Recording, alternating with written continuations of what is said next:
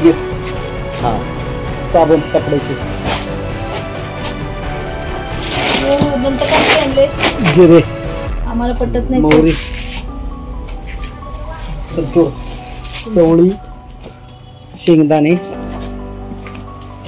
मुगडा, आटा, साबुदाणा,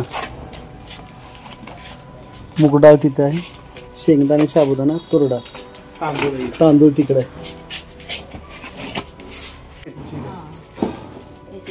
परी ते साबण नीट धर, हे साबण आहे म्हणजे बरं झालं ते असे पॅक केले की काढणाऱ्याला पण बरं, किमान 2-3 दिवस तरी पुरे, काय प्रॉब्लेमच नाही ना.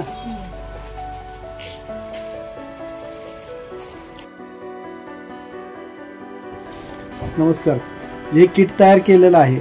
इवनात तुरडाळ, मुगडाळ, शेंगदाणे, साबुदाणा हे सगळे उच्च प्रतीचे अतिशय चांगल्या प्रतीचे मटेरियल वापरलेलं आहे. तुम्हाला साधं चटणी म्हणा किंवा जिरे मोहरी म्हणा, हे सगळं एकदम ब्रँडेड आणि चांगल्या क्वालिटीचं आहे की जेणेकरून पूरग्रस्तांना देतोय आणि काहीतरी द्यायचं असा विषय न ठेवता एक आमची आत्मीयता अशी चांगली आहे की त्या लोकांनी खाल्लं पाहिजे हा हिशोब ठेवून आम्ही हे सगळं आता पॅकिंग केलेलं आहे. शिवमध्ये पूर्ण खरं तर मराठवाड्यातच, पण त्यातही बीडचे काही तालुके, प्रामुख्याने सोलापूर, लातूर, नांदेड आणि धाराशिव जिल्ह्यामधल्या मोठ्या प्रमाणावर ज्यांना कोरड्या दुष्काळाची सवय होती त्या माणसांना पुराचा सामना करावा लागतो आणि अतिशय भयावह अशी तिथली परिस्थिती आहे. मुळातच 10 लाखाहून अधिक ऊसतोड कामगार तिथल्या विकास नसल्यामुळे, शेतीचे अनेक प्रश्न असल्यामुळे पश्चिम महाराष्ट्रात येतात आणि आता तर जे काही थोडंफार शेतीतलं हाताला लागत होतं, सोयाबीन वगैरे, तेही तिथलं संपलेलं आहे. त्यामुळे पूर्ण आभाळ फाटलेलं आहे.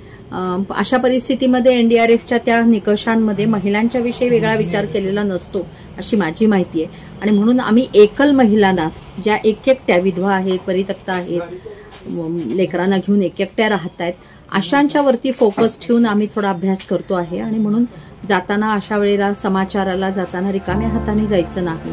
म्हणून 200 एकल महिलांना आम्ही उद्या कळंबमध्ये पर्याय ह्या संस्थेच्या माध्यमातून कळंबमध्ये बोलवलेलं आहे आणि त्यांच्यासाठी 200 किट आता इथे तयार होत आहेत. त्याच पद्धतीने कपडे बरेचसे नवे मिळवण्याचा प्रयत्न केला, पण अगदी वापरलेले बिछाने, कपडे ह्याचे पण मोठं संकलन झालेलं आहे. सातारकरांनी फार वेगळ्या पद्धतीने मदत केली आणि आमचे जे लाईक माइंडेड मित्र आहेत इंडस्ट्रीमधले, व्यापारातले, त्यांनी मोठ्या प्रमाणावर ह्याच्यामध्ये आर्थिक मदत केलेली आणि त्याच्यातून आम्ही हे 7-8 लाखाची गरज आहे. 400-500 महिला आता लोकेट झालेल्या आहेत, एकल महिला.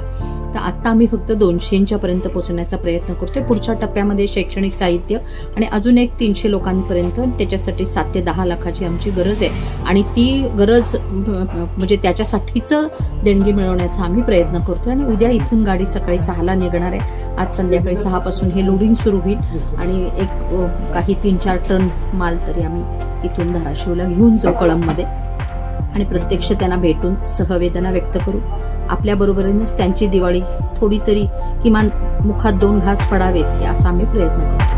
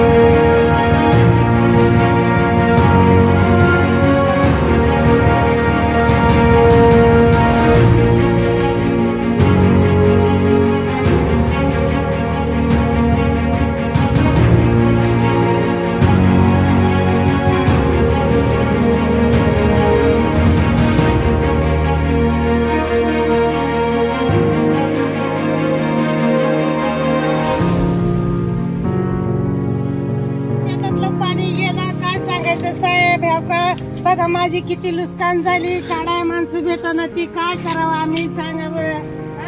शेतकऱ्याचे लोक सरकाराचे नुकसान आमच्याकडे काय सुद्धा येणार गेली, देतो देतो म्हणतो ती नाही गेली. बघा ही किती बघा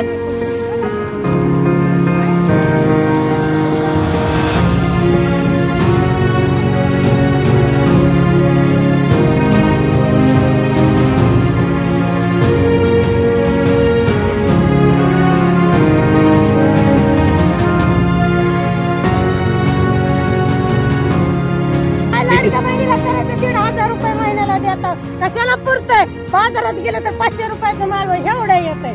काय तुमच्या 1,500 आम्हाला करायचंय. होय तुम्ही 1,500 रुपये दिलं म्हणून आम्हाला भामका केली, आमचा अंगठे घेऊ तर काय करतो तुम्ही आम्हाला. आमच्या इतक्याला लुस्काने झाले त्या तर 4-4 हजार रुपये लागते तर, आणि तुम्ही 3,000 आमची साहेबीने 3.5 घेता. सांगा ना. आणि आमच्या शेतात नाही ना, आम्ही नाही कष्ट केल्यावर तुम्हाला चपाती खायला गाडीत बसून जमेल का. हाय आता यंदा पाऊस पडलाय, तुम्हाला तेल यंदा वर्षासारखी साहेबीन पिकते का. हाय पाण्यात गेली साहेबीन. आमच्या जीवावर तुमच्या कंपन्या तिकडे सुद्धा चालते त्या, शेतकऱ्याच्या जीवावर चालते त्या. आम्ही कष्ट केला राहणार तर तुम्हाला खायला. तुम्ही मंत्री असला तर तुम्हाला कुठला आमचीच भाकर राखी खायला. आम्ही शेतांद्रात दारी धरायची, पेरायचं, हरभरे काढायचे, गहू काढायचं, आणि तुम्हाला आमच्यापासूनच जेवण आहे की तुम्ही आम्हाला पैसे देत नाहो. यंदा आमच्या लुस्कान्या झाल्या तर.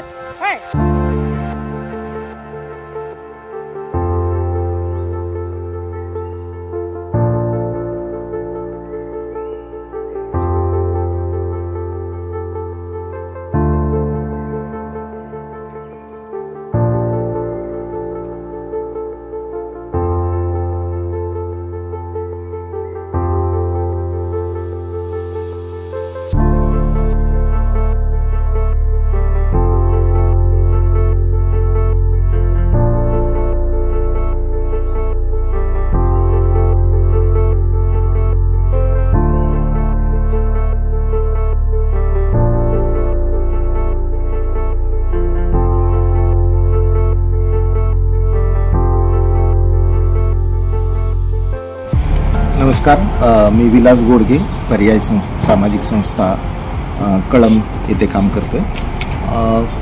29 सप्टेंबर रोजी कळंब म्हणजे धाराशिवच, पूर्ण धाराशिव जिल्हा जो पावसानं झोडपून काढला. सलग 12-13 तास पाऊस धो कोसळत होता, आणि या कोसळलेल्या पावसामुळं मराठवाड्यामध्ये न भूतो न भविष्यती अशा पद्धतीचं पूर परिस्थिती निर्माण झाली. आणि गावामध्ये शेतामध्ये पाणी घुसलं, आणि अचानक आलेल्या या पावसामुळं पार सगळं शेती खरडून गेली, जनावरे वाहून गेली, उभी पिकं वाहून गेली, जी शेतामध्ये आहेत ती सडून गेली. घरामध्ये पाणी शिरल्यामुळं घरातील धान्य, सामान सुमान जे काही शेतकऱ्याकडं होतं, गरिबाकडं होतं, ते सर्व नासधूस झालं. आणि अक्षरशः सर्वजण उघड्यावरती आले. काही गावामध्ये तर हेलिकॉप्टर लावून रेस्क्यू करावं लागलं. आणि अशा पद्धतीचा कधीही न बघितलेला पावसाचा रौद्ररूप या धाराशिव जिल्ह्यानं पाहिला.